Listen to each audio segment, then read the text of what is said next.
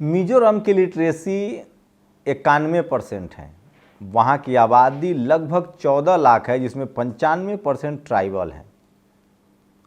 उन्होंने न कांग्रेस को जिताया न बीजेपी को जिताया, उन्होंने अपनी सरकार बना ली वहाँ के आदिवासियों ने। राजस्थान में भी बाप पार्टी, जो आदिवासियों की पार्टी है, उसके 2 कैंडिडेट जीते हैं। वो उनके मध्य प्रदेश में भी एक जीते हैं और मिजोरम में सरकार बनी है। लेकिन ये कोई टीवी अखबार आपको नहीं दिखाएगा, क्योंकि वो आदिवासी हैं। उनकी खबरें जब चलेंगी तो देश में चेतना फैलेगी। उनको प्रोपगेट किया जा रहा है टीवी पर। मैं देख रहा था, एक संगीत रागी नाम का शख्स है जो चैनल पर बैठ के कह रहा था कि वो लोग क्रिश्चियन हैं। आप सोचिए, इस देश में आप हिंदू हो सकते हैं तो भी SC ST OBC हो सकते हैं। अगर आप क्रिश्चियन हैं तो भी शेड्यूल ट्राइब हो सकते हैं। जो शेड्यूल ट्राइब वो हैं, जनजाति हैं मिजोरम में, जिनकी लिटरेसी 91% है। आप बुद्धिस्ट हो सकते हैं SC ST OBC, आप मुस्लिम हो सकते हैं OBC ST। तो सोचिए वो कौन लोग हैं जो आपको ईसाई कह सकते हैं लेकिन शेड्यूल ट्राइब नहीं कहते हैं। मुझे दर्जनों लोगों का फ़ोन आता है, वो फ़ोन मुझे ह्यूमिलिएट करने के लिए करते हैं कि अरे आप तो कह रहे थे SC ST OBC की सरकार बनेगी, बीजेपी जीत गई। मैंने कहा बीजेपी भी SC ST OBC को मानती है, वो हमारा संवैधानिक नाम है। अभी क्या मंथन चल रही है बीजेपी में कि OBC क्या CM बनाए, शेड्यूल ट्राइब बनाए, शेड्यूल कास्ट के बनाए। राजस्थान में शेड्यूल कास्ट बनाए या OBC बनाए। छत्तीसगढ़ में आपको शेड्यूल ट्राइब का देना पड़ेगा, आपको मुख्यमंत्री, या OBC देना पड़ेगा। आपको राजस्थान, मध्य प्रदेश में शेड्यूल कास्ट या शेड्यूल ट्राइब का या OBC का मुख्यमंत्री देना पड़ेगा। तो इतने भोले मत बनिए। ये बहुजन समाज की ताकत है, संविधान की ताकत है। देर सवेर ही सही, संविधान की महीन पीसती है लेकिन पीसती जरूर है। धीरे धीरे ही सही SC ST OBC के लोग मिजोरम की तरह भी जागरूक होंगे और एक दिन इस देश में बहुसंख्यक आबादी की सरकार होगी। बस ज़रूरत है कि जो काम इस देश में संविधान लागू करने के समय जयपाल मुंडा और डॉक्टर अंबेडकर ने जो लड़ाई लड़ी है, संघर्ष किया, और जो लड़ाई बुद्ध, फूले, पेरियार, अंबेडकर, कबीर, पेरियार साहब लड़ रहे थे, ये लड़ाई लंबी है, चलेगी। अधिकारों की लड़ाई है, अपनी सामाजिक चेतना की लड़ाई है, जगदेव बाबू की लड़ाई है, रामस्वरूप वर्मा की लड़ाई है। आज सोने पटेल संवैधानिक लड़ाई लड़ रहे थे, उनके दोनों बच्चे सत्ता में हैं, चाहे अनुप्रिया पटेल हो चाहे पल्लवी पटेल हो। पार्टी को ही, पार्टी से क्या लेना देना है। इस देश के SC ST OBC और किसान समाज के लोग, जाट, पटेल, मराठा, गुर्जरों को सत्ता सौंपनी पड़ेगी, उनको रिप्रेजेंटेशन देना पड़ेगा, उनको भागीदारी देनी पड़ेगी। और इसलिए मान्यवर साहब कहते थे कि वोट से लेंगे CM PM और आरक्षण से लेंगे SPDM।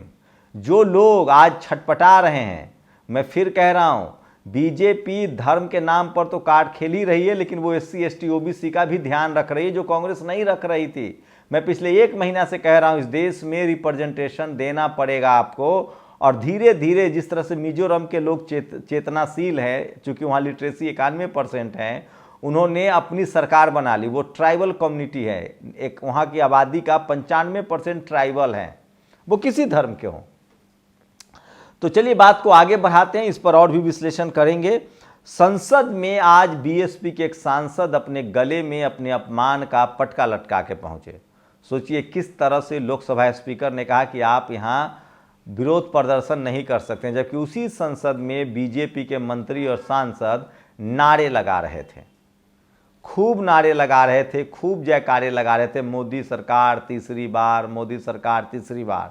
लेकिन आप अपने सम्मान के लिए विरोध नहीं कर सकते। लेकिन सोचिए उसी अगली लाइन में राजनाथ सिंह बैठे थे, गडकरी बैठे थे, प्रधानमंत्री मोदी बैठे थे और अमित शाह बैठे थे। तो सोचिए कि अगर आप इस देश में विपक्ष हैं, अगर आप उसमें से भी, अगर बहुजन दलों के सांसद हैं और आप उसमें भी अल्पसंख्यक हैं, तो आप अपना विरोध प्रदर्शन भी नहीं जता सकते हैं। लेकिन ये इस पर कोई सवाल नहीं पूछेगा और सवाल आपको पूछना चाहिए। और एक और बात संसद के सत्र को देखने को मिलता है, जब सत्ता पक्ष के लोग बोलते हैं तो उसको तो दिखाया जाता है, लेकिन जब सत्ता पक्ष के विरोध के लोग बोलते हैं तो उसमें बिल्कुल कैमरा का फोकस लोकसभा स्पीकर पर होता है। ये मैं आपको जानकारी दे रहा हूँ।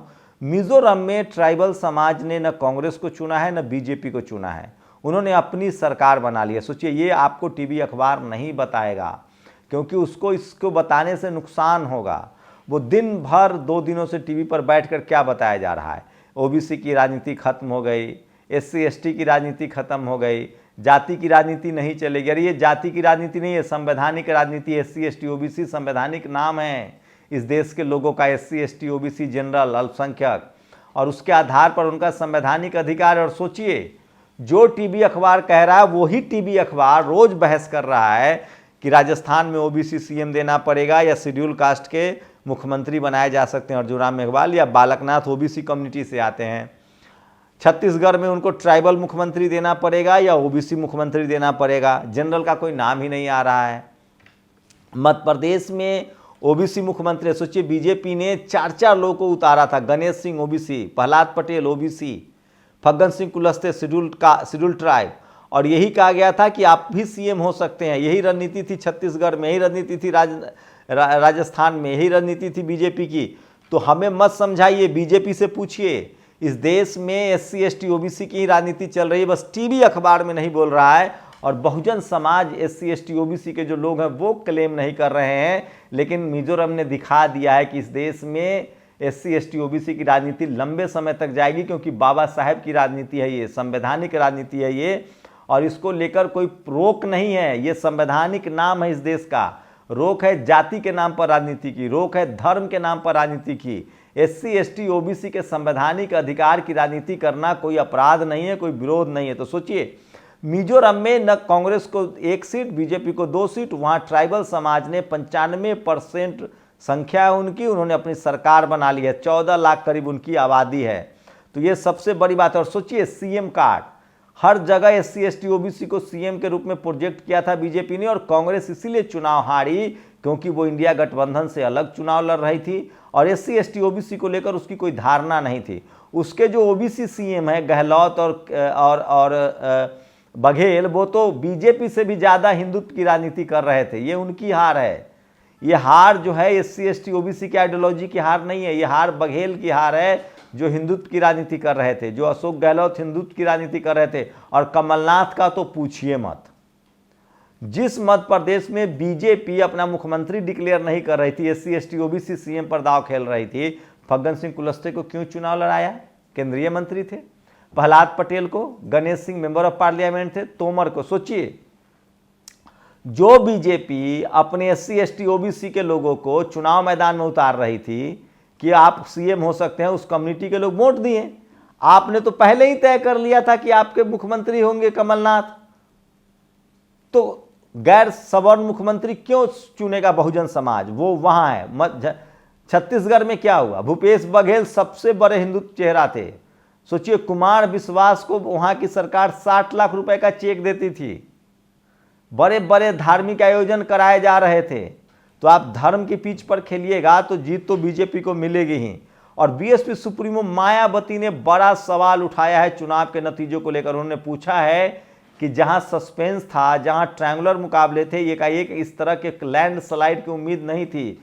मुझे तो बिल्कुल शक हो रहा है। तो BSP सुप्रीमो मायावती भी लगातार इसको लेकर सोच रही है, मंथन कर रही है। मैं फिर कह रहा हूं, 2024 में विपक्षी दलों की एकता बनेगी। मैं पहले दिन से कह रहा था कि इस देश में SC ST OBC की ही राजनीति होगी। जैसे जैसे किसान SC ST OBC, देखिए महाराष्ट्र में मराठा लोग आरक्षण मांग रहे हैं, गुर्जर समाज आरक्षण मांग रहा है, पटेल मांग रहा है, जाट समाज के लोग मांग रहे हैं। उनका संवैधानिक अधिकार है। जब 10% सवर्णों को आरक्षण है तो बाकी लोगों को क्यों नहीं मिलेगा?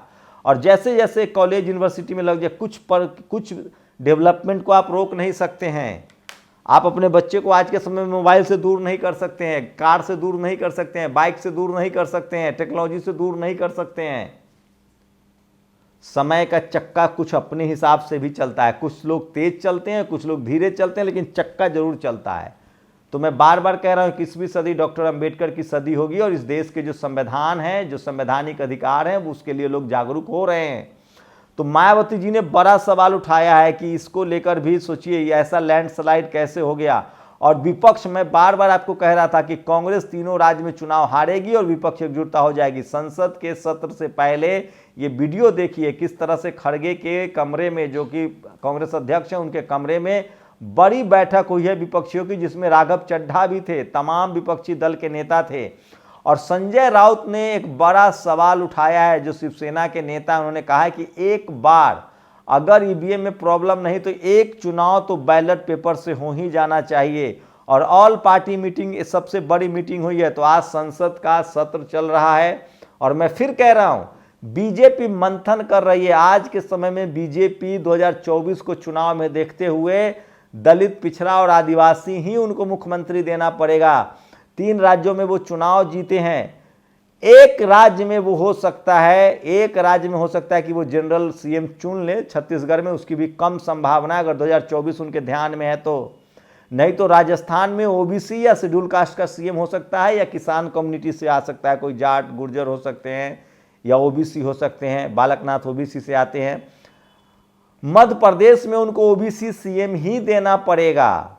मध्य प्रदेश में चाहे वो फग्गन सिंह कुलस्ते हो सकते हैं शेड्यूल ट्राइब, या शिवराज सिंह चौहान कंटिन्यू करेंगे, या फिर प्रहलाद पटेल, या फिर आपको बता दें कि गणेश सिंह हो सकते हैं, तो उनको देना पड़ेगा। राजस्थान में भी दे, लेकिन सोचिए कांग्रेस ने जिस आंध्र प्रदेश में बीजेपी कह रही थी कि हम ओबीसी सीएम देंगे, बीजेपी के ओबीसी के चेयरमैन लक्ष्मण वहीं से आते हैं तेलंगाना से, वहां पर कांग्रेस ने रेड्डी को बनाया है मुख्यमंत्री, जो आरएसएस से निकला हुआ युवा नेता है।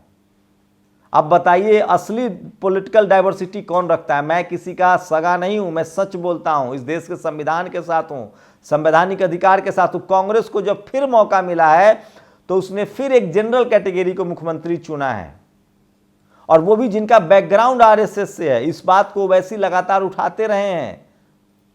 तो Congress, BJP long term politics देख रही है, वो एससी एसटी ओबीसी के पॉलिटिकल रिजर्व। सोचिए यूपी में अनुप्रिया पटेल हो, राजभर हो, उनसे गठबंधन है, निषाद पार्टी से गठबंधन है, ये सब ओबीसी के दल हैं, ओबीसी लीडरशिप वाली पार्टियां हैं। बिहार में ओबीसी अध्यक्ष है। तो एससी एसटी ओबीसी की राजनीति को बीजेपी ज्यादा बेहतर समझ रही है विपक्षी दलों से। मैं फिर कह रहा हूं, एकमात्र मंत्र है बीजेपी को हराने का। जिस तरह से बीजेपी मुसलमानों को टिकट नहीं देती है, 15% मुस्लिम आबादी को दरकिनार करती है ताकि हिंदू पोलराइजेशन हो, उसी तरह से जिस दिन विपक्षी दलों ने सवर्ण पोलराइजेशन कर दिया, सवर्ण को टिकट न देकर वो टिकट एससी एसटी ओबीसी के उन कम्युनिटी को, किसान जातियों को टिकट देना शुरू कर दे, उनकी जीत तय हो जाएगी। आपको राजनीति मान्यवर कांसी राम साहब के फॉर्मूले से ही करनी पड़ेगी। और जिस दिन एससी एसटी ओबीसी के दल एकजुट हो जाएंगे, आरजेडी, जेडीयू, जेएमएम, सपा, बसपा, ये सब जिस दिन एकजुट होकर चुनाव लड़ गए, इनको न बीजेपी की जरूरत पड़ेगी न कांग्रेस की जरूरत पड़ेगी। तो ये बड़ा पॉलिटिकल अपडेट था। और सोचिए किस तरह से एक बीएसपी सांसद दानिश अली को ह्यूमिलिएट किया गया संसद में, आज फिर से डांटा गया उनको। ये सबसे बड़ा सवाल है जो आज सोशल मीडिया पर वायरल है। अपनी प्रतिक्रिया जरूर दीजिए। शुक्रिया। नेशनल दस्तक की आपसे गुजारिश है कि अगर इसको बचाना चाहते हैं तो नेशनल दस्तक को सब्सक्राइब करने के लिए रेड कलर के सब्सक्राइब बटन को दबाएं, फिर बेल आइकन की घंटी दबाएं। नेशनल दस्तक को बचाने के लिए बहुत जरूरी है कि हर खबर को शेयर करें, लाइक करें, कमेंट जरूर करें।